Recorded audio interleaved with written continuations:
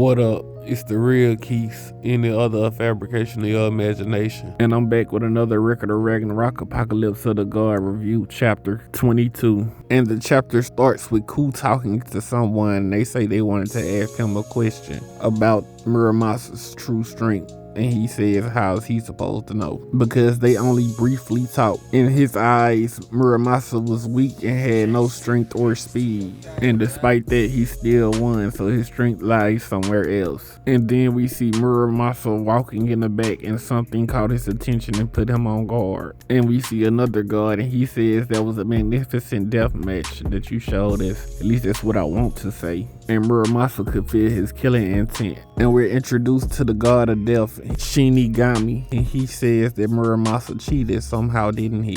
And Muramasa questions it, saying, cheating? Myself? And Shinigami believes there's no way a Tsukugami could be the super god without cheating. And Muramasa can tell that Shinigami isn't no ordinary god, and Shinigami says that he been aiming for Mazda's head for so long, it's a shame that he got defeated. And Shinigami still asks Muramasa what exactly did he do, and Muramasa says, yeah, it's true that he's still a novice god, but the idea of cheating is unimaginable, and Muramasa is on guard now. Shinigami says he's entertaining and his killing intent is even stronger now. Muramasa feels like if he doesn't fight, he'll be killed. And then someone interrupts them, calling them punks. And then we see King Emma, or should I say the aura of King Emma. And he says who gave them permission to get started on their own. And they're having a stare down, and it seems like Shinigami not only knows Emma, but he respects him. And he says, it's been a while, King Emma.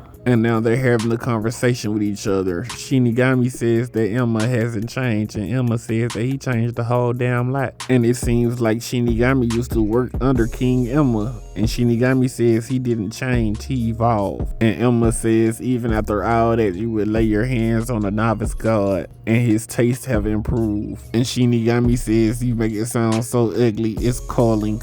A weakling god like him finding himself in the wrong place should take his leave, or at least that was the plan. And we see that Muramasa quickly skedaddled. King Emma didn't even notice he was gone. And Shinigami says that bread is expectedly hard to eat up, and King Emma just seemed pissed. He says he wasted his time helping him out. And we see Muramasa sweating out of breath, saying that death isn't just in the match, it's always around him. I find that ironic since he just ran away from the god of death and the god of the underworld. And Muramasa says it's the same tension there as it would be on the battlefield. If they were to compare might, he would lose, but if it's a war, he would not lose. And then it pans back to the arena, and the announcer said since this fight ended faster than they expected, the restoration of the arena still isn't done yet, so they can't fight there. And then the other temporary arena also is in disrepair, so they can't fight there either. So they decided to go to an arena that can't be destroyed by the gods clashing. And this arena they call the Inferno.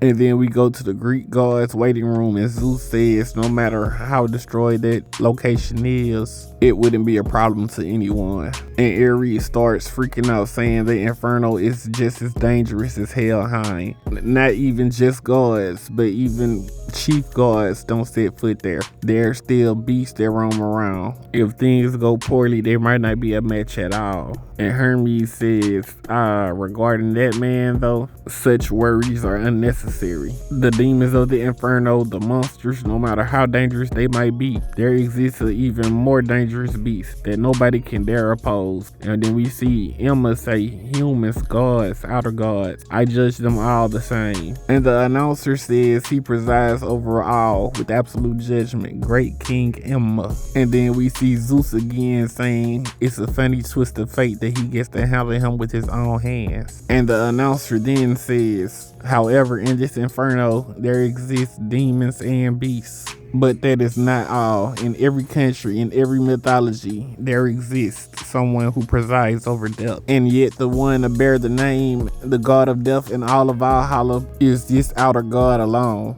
And then we see both contestants, and Emma says, I ask them all with my fist. And Shinigami says, what a surprise, for the first time ever, I completely agree with you. And they question just what happened between these two. And that's where the chapter ends. First, I want to say, so he actually did beat Master that fast. And they just trying to downplay Muramasa. But Shinigami must be very terrifying because Muramasa just beat a super guard and he was ready to haul ass when he seen Shinigami. It's also cool to see the dynamic between Shinigami and Emma because they're the first to fight each other. They actually had a rivalry going on. And then it seems like they're going to an arena that has hazards. So we might see a Mortal Kombat fatality. But that's all I got for you today. For more Apocalypse of the God chapter reviews, and if you like versus battles, like, share, subscribe, and comment.